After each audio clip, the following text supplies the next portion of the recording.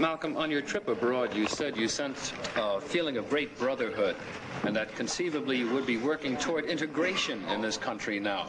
At least this is what you're reported to have said. Have you any comment on it? I don't think that I ever mentioned anything about working toward integration.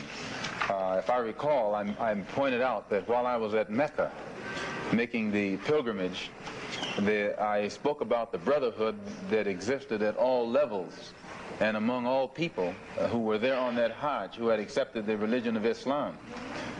And I pointed out that for what it had done, what the religion of Islam had done for those people over there, despite their complexion differences, that it would probably do America well to study the religion of Islam, and perhaps it could drive some of the racism from this society as it has driven racism from the Muslim society.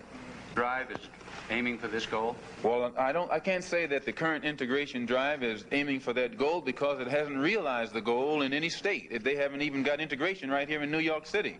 You have worse integration problems in the North than they have in the South. So if it doesn't work if you can't bring about integration in New York City as international, cosmopolitan, up-to-date as it's supposed to be, you will never get integration anywhere else in the country. Malcolm, have your experiences with white-skinned Muslims in Africa and the Middle East made you feel that relations between Negroes and whites who are not Muslims is any more possible?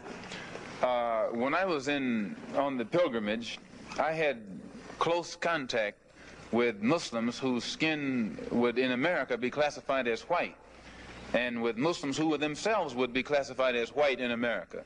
But these particular Muslims didn't call themselves white. They looked upon themselves as human beings, as part of the human family, and therefore they looked upon all other segments of the human family as part of that same family.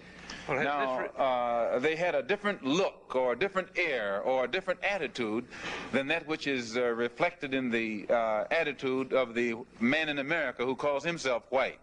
So I said that if Islam had done that for them, perhaps if the white man in America would study Islam, perhaps it could do the same thing for him. I think what a lot of people are interested in, Malcolm, is whether this experience has made you feel that your feelings have changed, that the animosity you have expressed in the past toward all whites. There's one thing that I want to make clear. No matter how much respect, no matter how much recognition whites show toward me, as far as I'm concerned, as long as that same respect and recognition is not shown toward every one of our people in this country, it doesn't exist for me.